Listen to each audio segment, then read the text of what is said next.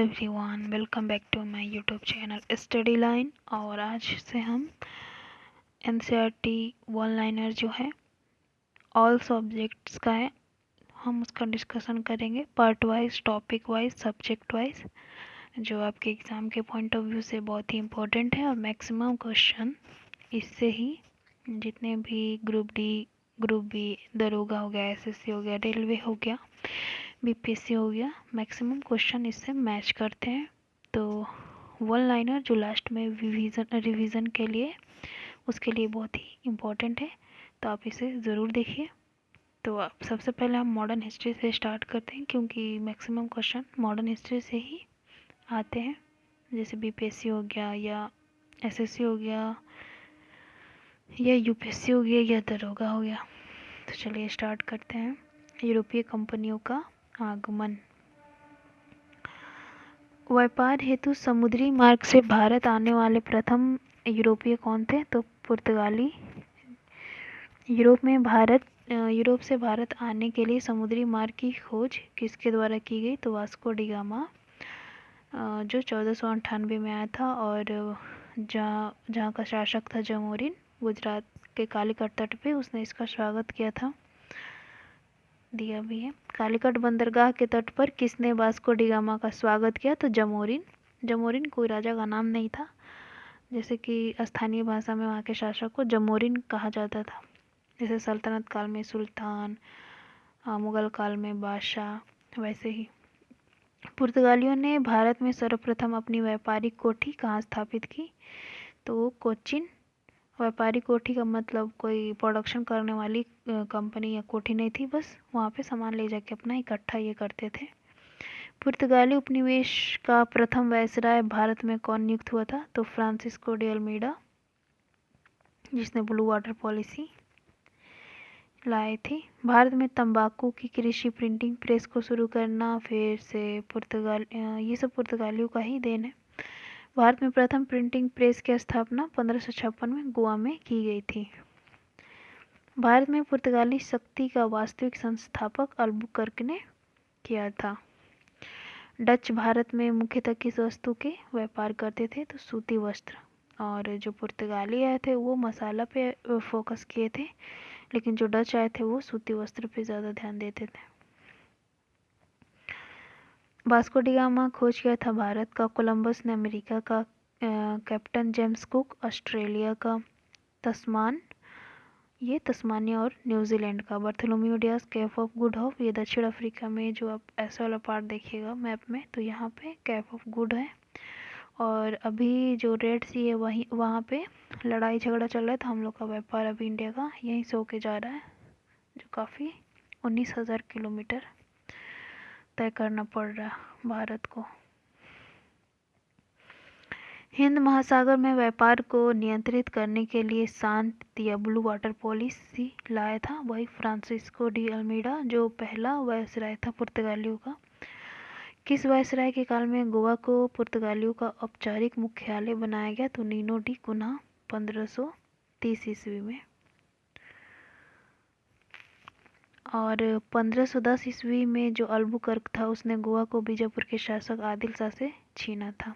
और 30 ईस्वी में इसने नीनो डी कुन्हा ने अपना मुख्यालय बनाया। पुर्तगालियों ने हिंद महासागर क्षेत्र में व्यापार पर नियंत्रण स्थापित करने के लिए कार्टेज अल्मेडा काफिला स्टार्ट किया था। पुर्तगालियों के पश्चात व्यापार करने आए डच कहाँ के निवासी थे? तो हॉलैंड के, जो वर्तमान में नीदरलैंड कहा जाता है। तो भारत में विदेशी कंपनियों का आगमन, कंपनी, देश, स्थापना। भारत में पहली फैक्ट्री कहाँ उनकी हुई वो देखते हैं, मैच करने के लिए एग्जाम में दे देता है। तो पुर्तगाली ईस्ट इंडिया कंपनी एस्तादो द इंडिया, पुर्तगाल में स्थापना इसका 1498 हुआ। भारत में पहली फैक्ट्री इनकी कोच्चिन में हुई थी, 1503 में, डेट नहीं दिया है। अंग्रेजी ईस्ट इंडिया कंपनी की स्थापना, जिसका पूरा नाम है the governor and company of merchant of the London trading into the east Indies, जिसकी स्थापना 16 ईस्वी में हुई थी। उस टाइम भारत का जो मुगल बादशाह था अकबर, सूरत में पहली फैक्ट्री भारत में स्थापना हुई थी 1613 में, ऐसे ही कुछ है। United East India Company of Netherland Holland में। 1602 ईस्वी में इसकी स्थापना हुई। भारत में मसूलीपट्टनम में। Danish east India company Denmark की स्थापना 1616 में हुई। भारत में ट्रैंकोबार त्रावणकोर में हुई। और फ्रांसीसी ईस्ट इंडिया कंपनी जो लास्ट में आए थे फ्रांस में 1664 में लुई 14वां के शासनकाल में कोलबर्ट के प्रयास, जो कोलबर्ट मंत्री था उसके प्रयास से इसकी स्थापना हुई थी। और भारत में इसकी स्थापना फैक्ट्री सूरत में, तो दो लोगों का सूरत में था, एक तो ब्रिटिश सरकार जो ईस्ट इंडिया कंपनी थी उसकी और फ्रांसीसियों की। यूरोपीय शक्तियों में भारत में पुर्तगाली कंपनी सबसे पहले 1498 में आती है और सबसे अंत में 1461 में यहाँ से जाते हैं गोवा को छोड़कर। 1961 में गोवा, 1400 नहीं, 1961 में गोवा आज़ाद होता है। वहाँ पुर्तगालियों का ही शासन था। किन यूरोपीय शक्तियों द्वारा भारत में मसालों के निर्यात के स्थान पर कपड़ों के निर्यात को प्राथमिकता दी गई? तो वो डच थे। भारत के साथ व्यापार के लिए सर्वप्रथम संयुक्त पूंजी कंपनी किसने आरंभ की? डचों ने। वर्ष 1759 में बेदरा का युद्ध किन दो यूरोपीय शक्तियों के बीच में हुआ? तो डच और अंग्रेज, जिसमें डच हार गए। लंदन में ईस्ट इंडिया कंपनी के गठन के समय भारत का शासक अकबर दिया भी है यहाँ पे। ब्रिटिश सम्राट जेम्स प्रथम का दूत बनकर भारत में व्यापारिक कोठियाँ स्थापित करने के उद्देश्य से जहांगीर के दरबार में आने वाला ब्रिटिश नागरिक था captain Hawkins. Captain Hawkins Akbar के लिए लेटर लेकर आया था, लेकिन उस टाइम अकबर की मृत्यु हो गई थी, जहांगीर शासक था। ब्रिटिश ईस्ट इंडिया कंपनी द्वारा भारत में प्रथम अस्थायी कारखाना मसूलीपट्टनम में 1611 और अस्थायी कारखाना सूरत में 1613 में किया गया था। ईस्ट इंडिया कंपनी के किस अंग्रेज गवर्नर को औरंगजेब द्वारा भारत से निष्कासित किया गया? तो सर जॉन चाइल्ड।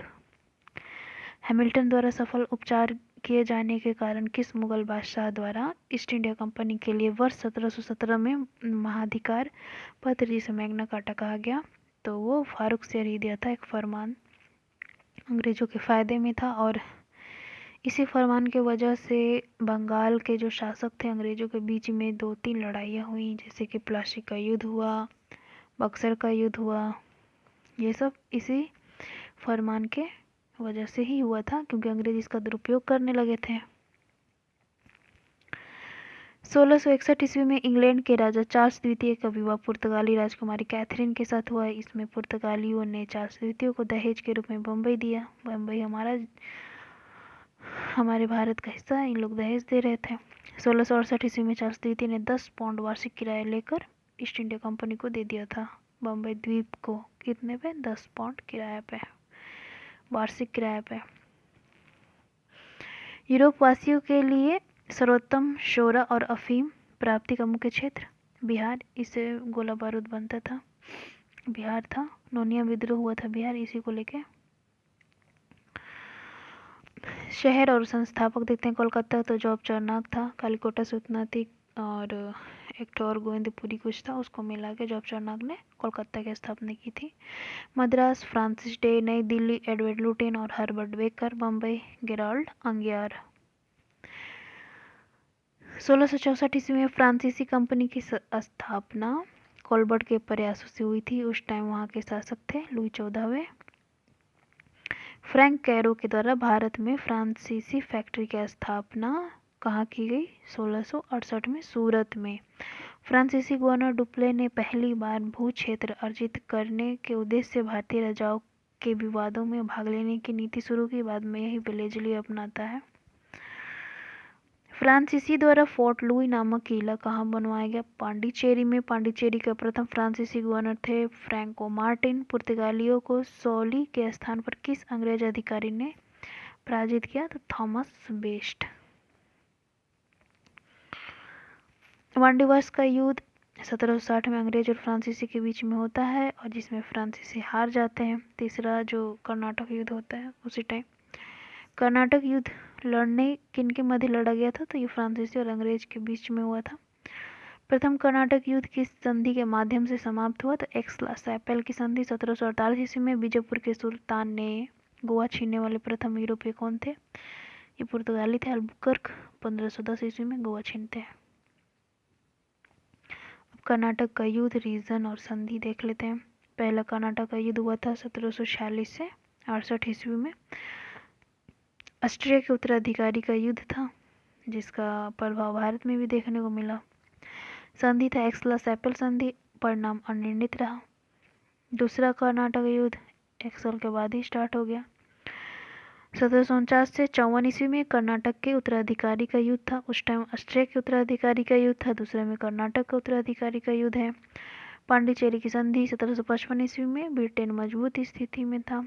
तीसरा 1756 से 63 के बीच में सप्तवर्षीय युद्ध और औपनिवेशिक कारण पेरिस की संधि हुई और फ्रांस हार गया। अंग्रेजी कंपनी का नाम governor and company of merchant of London trading into the east Indies रख गया। अब ईस्ट इंडिया कंपनी और बंगाल के नवाब के बारे में देख लेते हैं। मुगल सम्राट द्वारा स्वतंत्र रूप से नियुक्त बंगाल का अंतिम गवर्नर थे मुर्शिद कुली खां, जिन्होंने बंगाल की स्थापना की थी और ये बंगाल को स्वतंत्र भी कर दिए थे। औरंगजेब की मृत्यु के पश्चात जितने भी क्षेत्रीय शक्ति थी वो अब उभरने लगी, क्योंकि उनकी मृत्यु के बाद मुगल सत्ता जो थी पहले की तरह मजबूत नहीं थी और जितने भी उत्तराधिकारी आए वो अयोग्य ही आए, जो पूरे मुगल साम्राज्य को पकड़ने में असमर्थ थे। तो इसी वजह से जितनी क्षेत्रीय शक्ति थी वो अपने आप को स्वतंत्र करने लगी, तो उसमें से मुर्शिद कुली खां भी थे। मुर्शिद कुली खां ने अपनी राजधानी ढाका से मुर्शिदाबाद लाया। फिर मुर्शिदाबाद से मुंगेर कौन लेके जाता है? मीर कासिम। मुर्शिद कुली खां ने अपनी राजधानी ढाका से कहाँ स्थानांतरित किया? तो मुर्शिदाबाद। बंगाल के किस गवर्नर ने यूरोपियों की तुलना मधुमक्खी से की? तो ये अलूवर्दी खां थे। 20 जून 1756 को ब्लैक होल की घटना बंगाल के किस नवाब के शासनकाल में हुई? तो सिराजुद्दौला, जो इनका नाती था, उनके काल में हुई। इसमें सिराजुद्दौला ने अंग्रेजों से परेशान हो गए कम से कम 120 या 24 अंग्रेजों को एक छोटे से काल कोठरी में बंद कर दिया और दम घुटने की वजह से बहुत लोग मारे गए, 20 या 30 ही लोग बचे थे। तो उसी को ब्लैक होल की घटना कहा जाता है। टाइम है 20 जून 1756। 9 फरवरी 1757 को अलीनगर की संधि क्लाइव एवं सिराजुद्दौला के बीच में होता है। क्लाइव और सिराजुद्दौला के बीच। भारतवर्ष में ब्रिटिश साम्राज्य का संस्थापक लॉर्ड रॉबर्ट क्लाइव को माना जाता है, जिसने प्लासी के युद्ध 23 जून 1757 में बंगाल के नवाब सिराजुद्दौला को पराजित कर पहली बार भारत में ब्रिटिश प्रभुत्व की नींव रखी। हालांकि ये जो युद्ध जीता गया था वो छल कपट के माध्यम से जीता गया था। सिराजुद्दौला का जो सेनापति था मीर जाफर अंग्रेजों से मिल गया था। प्लासी के युद्ध के समय बंगाल के नवाब का सेनापति कौन था जिसने युद्ध में विश्वासघात किया? तो मीर जाफर। प्लासी के युद्ध के समय मुगल बादशाह था आलमगीर द्वितीय। प्लासी के युद्ध के पश्चात बंगाल का नवाब कौन बना? मीर जाफर, क्योंकि इसीलिए उसने अंग्रेजों का साथ दिया था कि उसके बदले में बंगाल का नवाब बनाया जाए, और इसने बहुत सारे उपहार भी दिए अंग्रेजों को। मीर जाफर ने उपहार देते देते परेशान हो गया, तो अंग्रेजों के खिलाफ इसने अन्य यूरोपीय शक्तियों का सहायता लेने लगा। जब इस बात की जानकारी अंग्रेजों को मालूम होती है तो वो इसके दामाद मीर कासिम को गद्दी पर बैठा देते हैं। तो मीर कासिम मीर जाफर की तरह नहीं था, योग्य था और वो अपने आप को अंग्रेजों से स्वतंत्र करना चाहता था, और इसलिए उसने अपनी राजधानी मुर्शिदाबाद से मुंगेर लाया।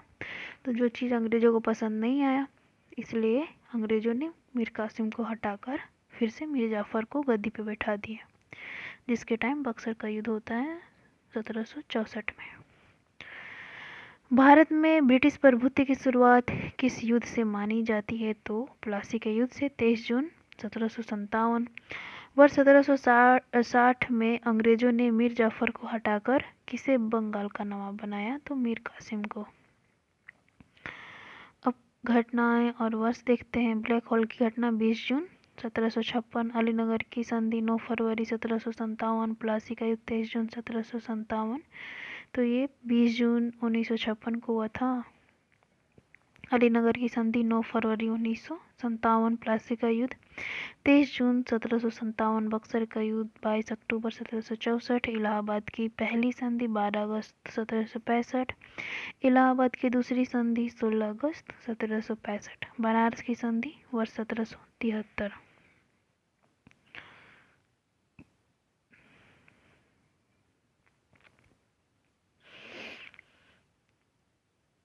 22 अक्टूबर 1764 को बक्सर के युद्ध में अंग्रेजों ने मीर कासिम अवध के नवाब शुजा-उद-दौला और दिल्ली के मुगल सम्राट शाह आलम द्वितीय की सम्मिलित सेना को पराजित किया था। हालांकि ये अंग्रेजों की अपनी जीत थी, इसमें उसने कोई छल कपट नहीं किया था। इसमें ये तीनों सेनाएं हार जाती हैं। अंग्रेजों की तरफ से सेना का नेतृत्व हेक्टर मुनरो करता है और उनकी जीत होती है। बक्सर के युद्ध के समय ब्रिटिश सेना का सेनापति हेक्टर मुनरो था। बंगाल के युद्ध के समय बंगाल का नवाब कौन था? तो उस टाइम मीर जाफर था। बक्सर के युद्ध के समय। बक्सर युद्ध के पश्चात इलाहाबाद की प्रथम संधि मुगल सम्राट शाह आलम द्वितीय और बंगाल के नवाब नजमुद्दौला, क्योंकि उस टाइम मीर जाफर की मृत्यु हो जाती है तो उसका अल्पवयस्क पुत्र नजमुद्दौला को बैठाया जाता है और क्लाइव के बीच में होती है। और इलाहाबाद की दूसरी संधि शुजा-उद-दौला जो था अवध का नवाब, उसके बीच में होती है और इसे इलाहाबाद और काड़ा का क्षेत्र लेकर मुगल बादशाह जो था शाह आलम द्वितीय उसे दे दिया जाता है और युद्ध हार जाने के रूप में पैसे भी कुछ लेते हैं। पहली संधि में इसने बंगाल, बिहार, उड़ीसा की दीवानी शाह आलम द्वितीय से अंग्रेजों ने प्राप्त की और मीर कासिम पे भी बंगाल के नवाब जो था उस पर कुछ जुर्माने लगाए। किस संधि के माध्यम से अंग्रेजों को बंगाल, बिहार और उड़ीसा की दीवानी प्राप्त हुई थी? इलाहाबाद की पहली जो संधि थी 12 अगस्त को, उसके माध्यम से। स्वर्ग से उत्पन्न सेनानायक तो क्लाइव के लिए कहा गया है। इलाहाबाद की संधि के पश्चात बंगाल में देव शासन की स्थापना रॉबर्ट क्लाइव 1765 में करता है, जिसे वॉरेन हेस्टिंग 1772-73 में समाप्त कर देता है। सिराजुद्दौला के फोर्ट विलियम पर आक्रमण के समय किसके नेतृत्व में अंग्रेजों ने ज्वारग्रस्त फुल्टा द्वीप पर शरण ली? Governor Drake. उत्तर मुगल कालीन राज्यों के संस्थापक बंगाल 1717 से 27 ईस्वी में मुर्शिद कुली खां, हैदराबाद 1724 ईस्वी में चिनकिली खां यानी निज़ामुल मुल्क, भरतपुर चूड़ामन बदन सिंह, कर्नाटक सादतुल्ला खां, अवध सादत खां, बुरहानुल मुल्क 1722 से 24, जयपुर सवाई जय सिंह, रुहेल पठान, मोहम्मद खां बंगस, मैसूर हैदर अली। अब नीचे में कुछ है। 1842 से 44 तक गवर्नर जनरल रहे लॉर्ड एलन बरो का कार्यकाल कुशल अकर्मण्यता की नीति का काल माना जाता है। क्षेत्रीय राज पंजाब और मैसूर के बारे में देख लेते हैं। सिख साम्राज्य के संस्थापक माना जाता है रणजीत महाराजा रणजीत सिंह को 1799 ईस्वी में। महाराजा रणजीत सिंह किस मिसल से थे? तो ये सुकरचक्किया मिसल थे। उस टाइम 12 मिसल थे जिसमें से ये सुकरचक्किया मिसल से संबंधित थे। महाराजा रणजीत सिंह के राज्य की राजधानी लाहौर में थी। महाराजा रणजीत सिंह ने सुप्रसिद्ध कोहिनूर हीरा किससे प्राप्त की थी? तो सासूजा का ये मदद करते हैं तो वो इन्हें कोहिनूर हीरा देते हैं। 25 अप्रैल 1809 को अमृतसर की संधि किसके बीच में? महाराजा रणजीत सिंह तथा अंग्रेजों के मध्य में। मिंटो था शायद। महाराजा रणजीत सिंह एक धर्मनिरपेक्ष शासक था, इसलिए उन्होंने कहा था कि ईश्वर की इच्छा थी कि मैं सब धर्मों को एक निगाह से देख सकूं, इसलिए उसने मेरी दूसरी आंख की रोशनी ले ली। वर्ष 1845 के प्रारंभ हुआ प्रथम आंग्ल सिख युद्ध के दौरान भारत का गवर्नर जनरल था लॉर्ड हार्डिंग प्रथम आंग्ल सिख युद्ध की संधि के द्वारा समाप्त हुआ। लाहौर की संधि 1846। महाराजा रणजीत सिंह का उत्तराधिकारी कौन थे? खड़क सिंह। और सिख साम्राज्य का अंतिम शासक दिलीप सिंह।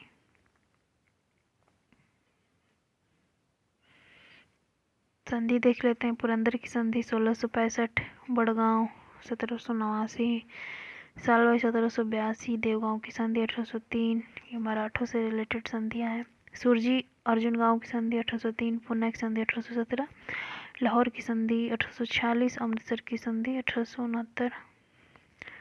द्वितीय एंग्लो सिख युद्ध किस गवर्नर जनरल के कार्यकाल में हुआ? लॉर्ड डलहौजी, जो हड़प की नीति अपनाता था। 13 जनवरी 1849 को हुए चिलियावाला युद्ध में अंग्रेजी सेना का नेतृत्व किसने किया? लॉर्ड गफ। वर्ष 1849 में हुए ब्रिटिश साम्राज्य के सिख साम्राज्य के विलय के दौरान भारत का गवर्नर जनरल लॉर्ड डलहौजी था। 56 तक इसका काल था डलहौजी का, 48 से 56 तक। स्वतंत्र राज्य के रूप में मैसूर की स्थापना किसके द्वारा की गई थी? तो हैदर अली। रणजीत सिंह ने किस मिसल से लाहौर और अमृतसर प्राप्त किए? तो भंगी मिसल से। आंग्ल मैसूर युद्ध, टाइम संधि देख लेते हैं। प्रथम आंग्ल मैसूर युद्ध तो 1767 से 69 ईस्वी में हैदर अली थे और बंगाल का गवर्नर था लॉर्ड वेलेस्ली। मद्रास की संधि के माध्यम से इस युद्ध का समाप्ति होता है 1769 ईस्वी में। हैदर अली दक्षिण भारत का प्रथम शासक था जो अंग्रेजों से पराजित नहीं हुआ। दूसरा होता है 80 से 84 में हैदर अली रहते हैं, बीच में इनकी मृत्यु हो जाती है, खुद की मौत से ये मरते हैं। उसके बाद इनके बेटे टीपू सुल्तान आते हैं। उस टाइम के गवर्नर जनरल थे वॉरेन हेस्टिंग। मैंगलोर की संधि से युद्ध की समाप्ति होती है 1784 में। हैदर अली की मृत्यु के बाद टीपू सुल्तान के नेतृत्व में युद्ध हुआ। तीसरा आंग्ल मैसूर युद्ध 1790 से 92 में। टीपू सुल्तान थे, लॉर्ड कॉर्नवालिस थे, श्रीरंगपट्टनम की संधि हुई 1792 में। टीपू सुल्तान की स्थिति कमज़ोर हो गई क्योंकि उनके कुछ बेटे को बंदी बना लिया गया, उनके आधे राज्य को ले लिया गया था इस संधि के माध्यम से।